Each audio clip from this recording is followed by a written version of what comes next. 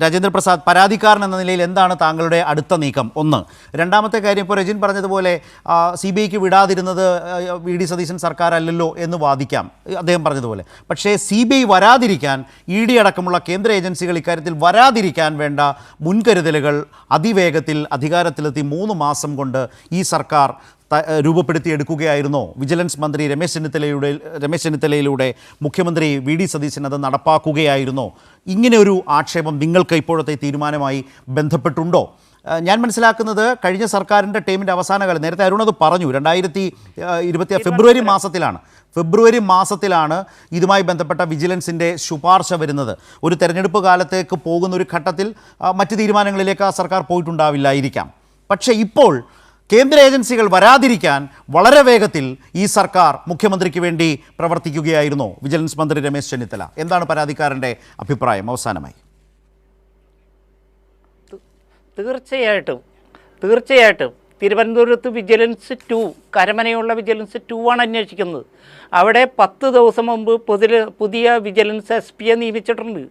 അദ്ദേഹമാണ് VD സതീശൻ അനുകൂലമായി report തിരുത്തിയിരിക്കുന്നത്. ഞാൻ പറവൂരിലൊരു വോട്ടറാണ്.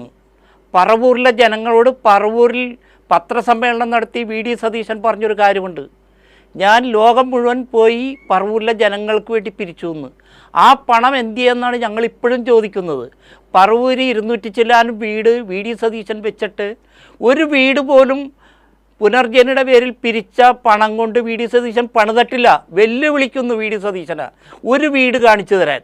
ഇത് മുഴുവൻ സ്പോൺസർ ചെയ്തതാണ്. ഈ പിരിച്ച പണം മുഴുവൻ എവിടെ പോയി? ഈ മണപ്പാട്ട് ഫൗണ്ടേഷൻ്റെ മാത്രമല്ല, വിദേശത്ത് കോടിക്കണക്കിന് രൂപ കളക്ട് ചെയ്തിട്ടുണ്ട്. കോടിക്കണക്കിന് രൂപ വിദേശത്ത് ഇൻവെസ്റ്റ് ചെയ്യാനുള്ള ബിനാമി സംവിധാനം നിലവിൽ VD സതീശനുണ്ട്. അത് കൈകാര്യം ചെയ്യുന്നത് മാഞ്ഞാലി നവാസാണ്. കഴിഞ്ഞ പിണറായി സർക്കാരിൻ്റെ 1ാം സർക്കാരിൻ്റെ കാലഘട്ടത്തിൽ ഒന്നാം സർക്കാരിൻ്റെ കാലഘട്ടത്തിൽ നിയമസഭയിൽ ചോദിച്ചിട്ടുണ്ട്. മാഞ്ഞാലി നവാസ് ആരാണെന്ന് നമ്മുടെ ഷംസീർ സ്പീക്കറാവുന്നതിന് മുൻപ് ചോദിച്ചിട്ടുണ്ട്. ഞാൻ പറയുന്നത് നിയമസഭയിൽ വരെയും ഈ ബിനാമിയെക്കുറിച്ച് ചർച്ച വന്നിട്ടുണ്ട്. അദ്ദേഹത്തെയും കൂടി ക്വസ്റ്റ്യൻ ചെയ്യേണ്ട കാര്യമുണ്ട്. ഇതിൽ വിജിലൻസ് അല്ല ഈ കേസ് ചെയ്യേണ്ടത്. ഇത് കേന്ദ്ര ഏജൻസി അന്വേഷിച്ച് വിദേശത്ത് ഗൾഫ് രാജ്യങ്ങളിൽ സതീശൻ ഏതെല്ലാം രാജ്യങ്ങളിൽ പോയി എത്ര കോടി പിരിച്ചു, അത് സതീശനാണ് പറഞ്ഞേക്കണം. ഞങ്ങളാരും ഉന്നയിച്ചതല്ല. ഞങ്ങൾ ജനങ്ങളോട്, പറവൂരിലെ വോട്ടറായ ഞാനുൾപ്പെടെയുള്ള ഞങ്ങളോടാണ് പറഞ്ഞിരിക്കുന്നത്. അത് അന്വേഷിച്ചേ പറ്റൂ. അത് കേന്ദ്ര ഏജൻസിക്കേ പറ്റുള്ളൂ. സംസ്ഥാനത്തെ വിജിലൻസിന് വിദേശത്ത് പോയി. പരാതിക്കാരൻ എന്ന നിലയിൽ എന്താണ് അടുത്ത നീക്കം? എന്താണ് ചെയ്യാൻ പോകുന്നത്? ഞങ്ങളുടെ ഇപ്പോഴത്തെ ആവശ്യം ഇത് തള്ളിക്കളയാനാണ് ഗവൺമെൻറ്റിൻ്റെ തീരുമാനമെങ്കിൽ ഞങ്ങൾ നിയമ നടപടിയായിട്ട് പോകും. ഇത് കേന്ദ്ര ഏജൻസി അന്വേഷിക്കേണ്ട ഒരു കേസാണ്. ആ ശുപാർശ എങ്ങനെ വിജിലൻസ് SP അട്ടിമറിച്ചു എന്നുള്ളത് അതും അന്വേഷിക്കേണ്ട ഒരു കാര്യമാണ്.